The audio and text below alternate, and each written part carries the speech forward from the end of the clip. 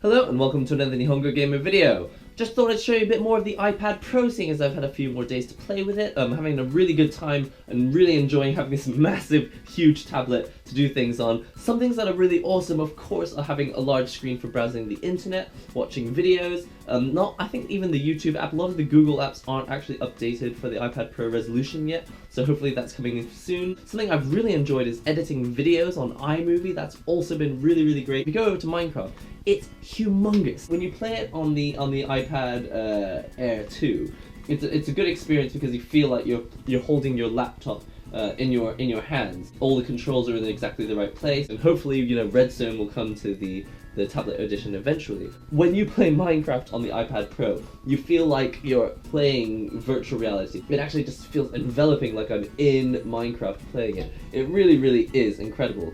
I don't know how to explain it. It's not that controls are in a bad place, but in Minecraft you've always got to put your finger here in the middle of the screen to touch things, and let's say you're going to go and destroy something and you want to, dig right here. You got to have your hand in the middle. And when you've got your hand there in the middle digging, you're pretty much your whole hand covers the screen, and it starts to get a little bit difficult to see what you're doing because your hand is covering so much of the screen. Whereas when you were on the iPad Air 2, you could get away with playing, with your thumbs only, holding basically the whole tablet like this, and then when you needed to dig on something, I just felt like you didn't really cover as much of the screen. You could actually just do this, and really, because the length of your finger only goes up here to the middle of the screen, you don't really cover the whole screen. So I just found that playing on a larger screen, my hand was actually more intrusive to the gameplay. I was like getting my whole hand in the way. Something that was actually a little bit more concerning though is that the iPad Pro has a more matte screen, and I think that's because with the Apple Pencil, it needs to have a good enough of resistance to feel like pencil on paper. And as a result, when you do things like this pinch to go back to the home screen, that gesture actually works better on the iPad Air 2. When you do it on here, you get about this far and you start to feel the grip on your hands. It's the same feeling as if your hand were a little bit sweaty. I don't want to say that it hurts, it doesn't hurt, but it's a bit smoother on the iPad Air 2. When I went out the other day, I looked at the iPad Air Pro and I just thought, I'm not taking that with me. I'm going to take the iPad Air 2 because it's just the perfect size. I don't really want to bring my entire rucksack out with me so that I can fit basically a 13-inch laptop in my bag with me.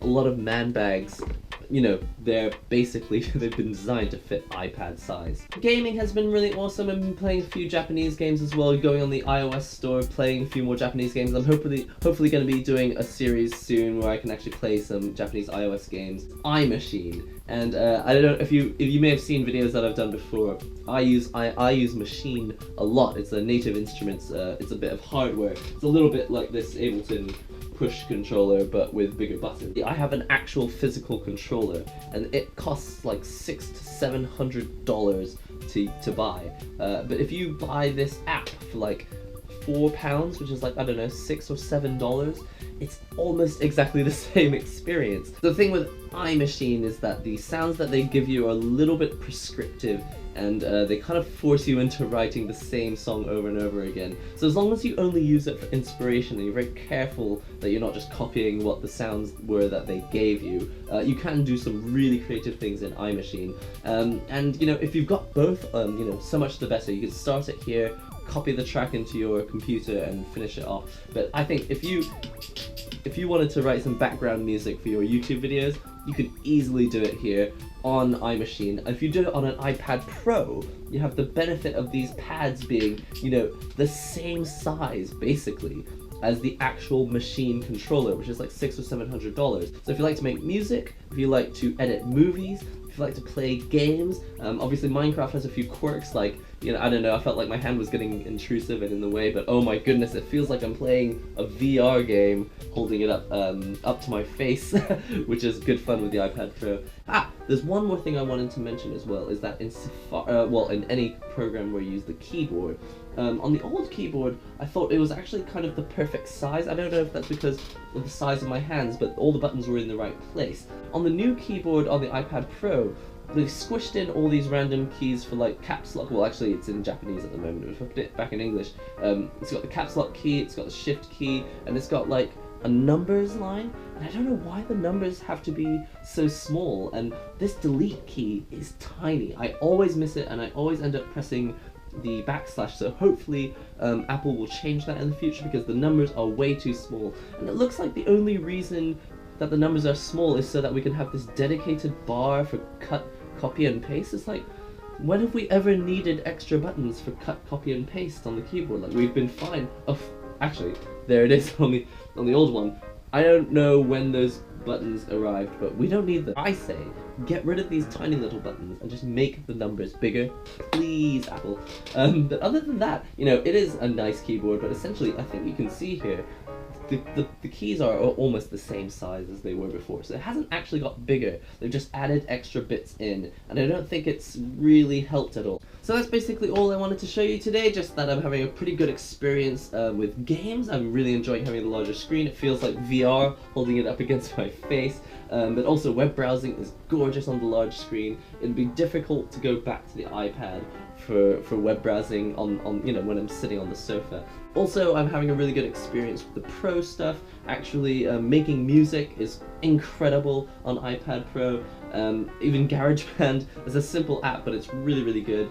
iMovie, I'm probably gonna edit, you know, the rest of this video on iMovie later. I'm really looking forward to it because it's so simple and so fast. It's just the smoothest experience ever.